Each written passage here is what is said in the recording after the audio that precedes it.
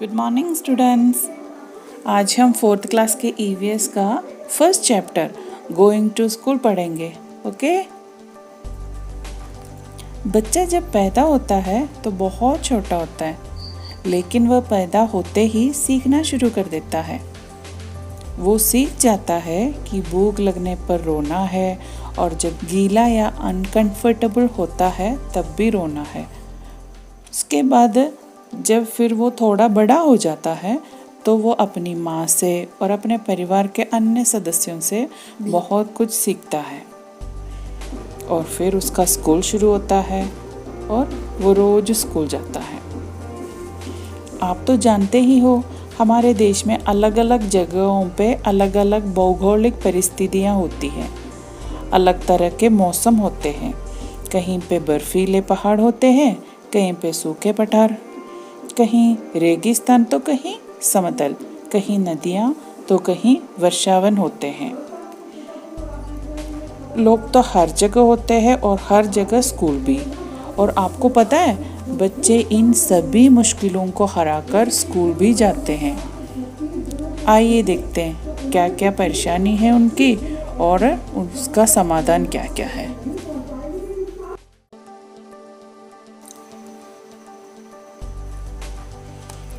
असम और मेघालय जैसे प्रदेशों में जहाँ बहुत बारिश होती है और बारिश के बाद घुटनों के भी ऊपर पानी होता है, वहाँ बच्चे बांस के पुलों, बैम्बू ब्रिज के ऊपर चल के स्कूल जाते हैं। बैम्बू ब्रिज रस्सियों से बांस को जोड़कर बनाया जाता है। बच्चे एक हाथ में अपनी किताबें पकड़ते हैं और दूसरे हाथ में बांस। इस पुल पर चलने के लिए, पकड़ बनाने के लिए उन्हें नंगे पैर चलना पड़ता है। लद्दाख और अन्य पहाड़ी प्रदेशों में जहाँ पहाड़ों के बीच में नदियाँ होती हैं, लोग ट्रॉली की मदद से नदी पार करते हैं। इसे दोनों तरफ से किसी मजबूत पेड़ या चट्टान से बांधा जाता है। यह एक छोटा लकड़ी का बॉक्स होता है जो इस रस्सी से जुड़ा होता है। एक पुल्ली की मदद से यह ट्रॉली इस रस्सी के आर पार जाती है। पुल्ली एक सिंपल मशीन होती है जो हमारा काम आसान बनाती है। सड़क पार करने के लिए या नदी नहर पार करने के लिए हम एक और चीज का इस्तेमाल करते हैं जिसे सीमेंट ब्रिज कहते हैं।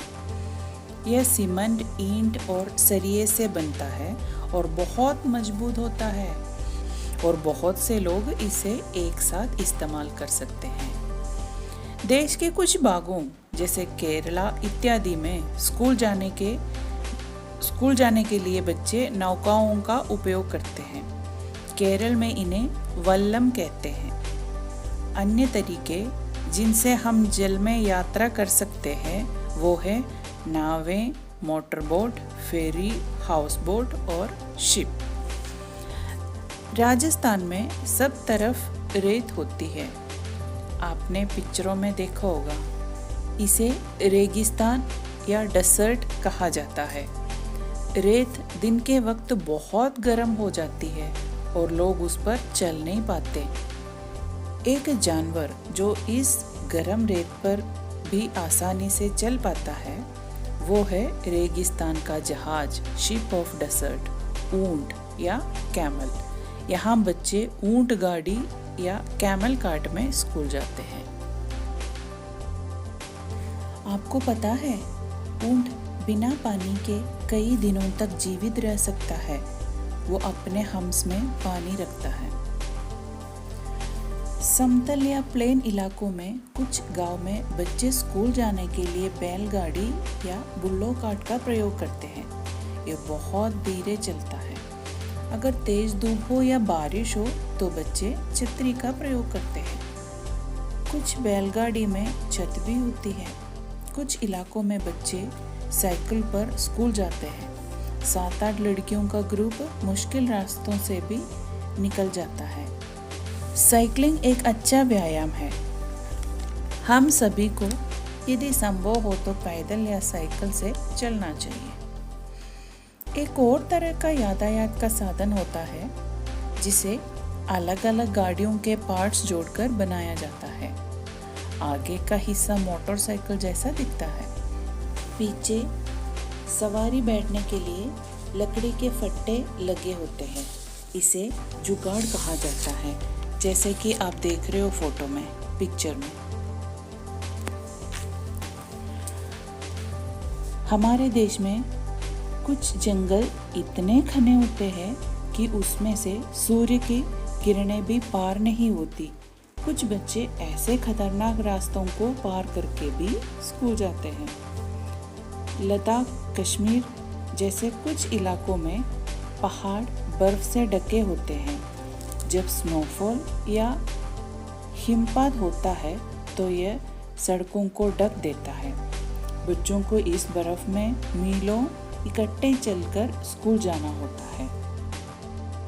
बर्फ जब नरम होती है तो हमारे पाँव उसमें धंस जाते हैं, और जब सख्त जमी हुई होती है तो हम इस पर से फिसलकर गिर भी सकते हैं। इसके अलावा उत्तराखंड जैसे इलाकों में चट्टानी पर्वत या रॉकी माउंटेन होते हैं।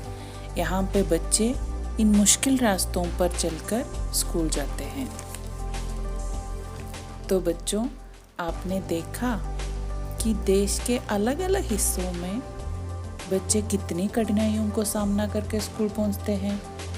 और साथ ही हमने इस पाठ में यातायात के कितने अलग अलग साधनों के बारे में जानकारी प्राप्त की है ना।